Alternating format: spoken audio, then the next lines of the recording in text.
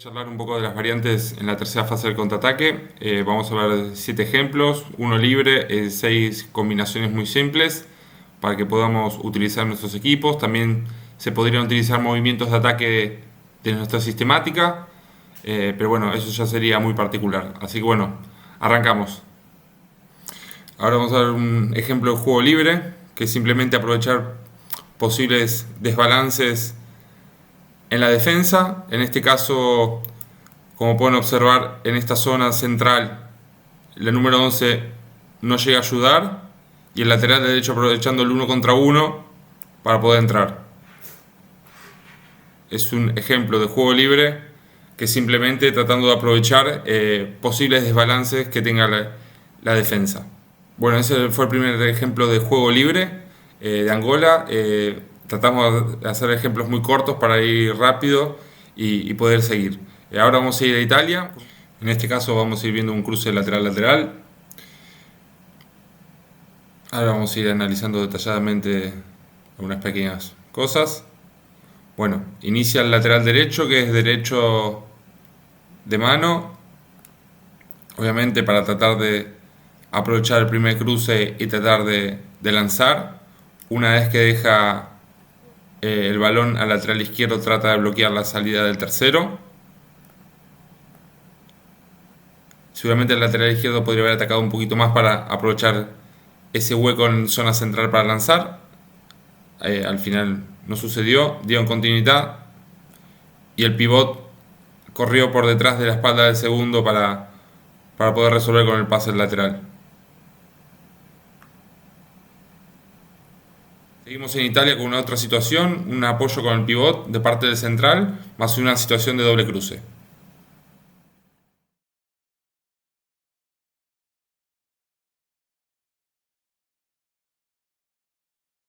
Seguramente este punto de apoyo permite lanzarse a las primeras líneas en velocidad, sin balón.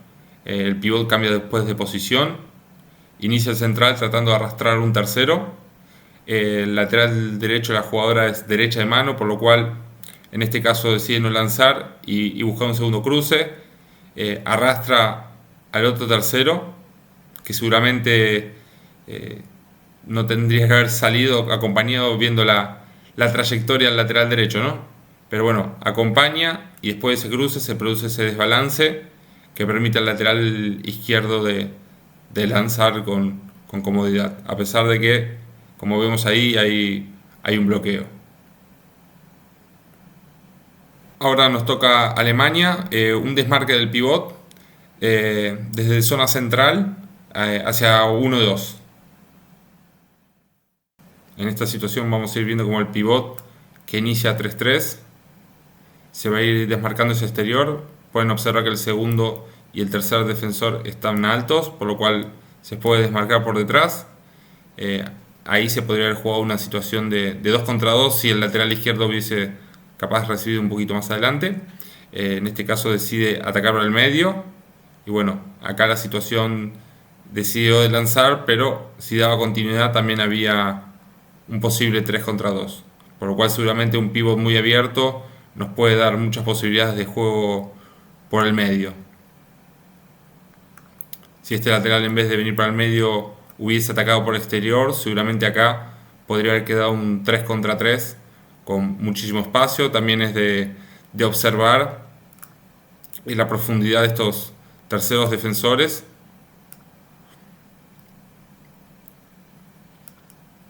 Y ante esta situación, si es muy repetida, también se podría darle una variante de una jugadora que circula, obviamente. Sobre todo si observamos que, por ejemplo, como en este caso el segundo y el primer defensor están muy atentos al balón y no están mirando a su oponente directo, o una circulación, una situación de fly, como para darle una variante también podría utilizarse. Vamos a la quinta opción, que es un 2 contra 2 por el centro, sacado de la Liga Española. Ya sabes que si te está gustando el video tenés que suscribirte para poder seguir compartiendo y hablando un poquito de balonmano.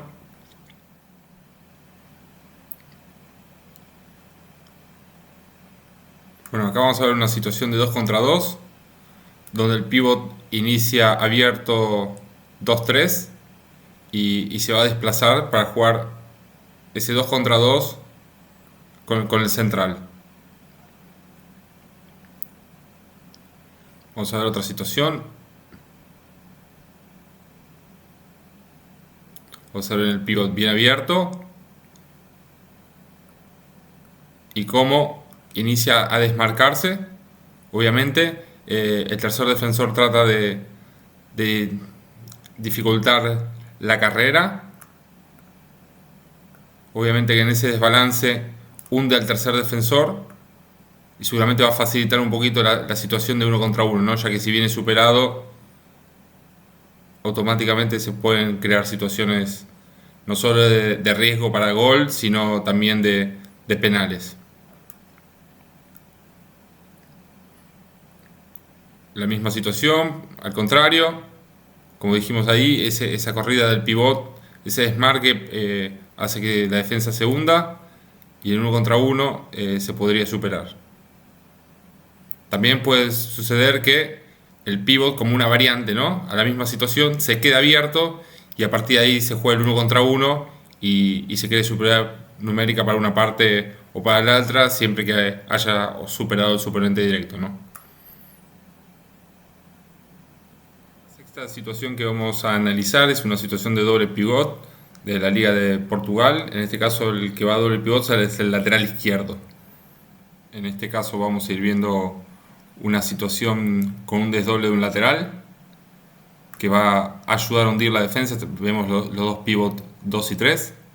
En este caso la jugadora no decide no tirar y darle continuidad.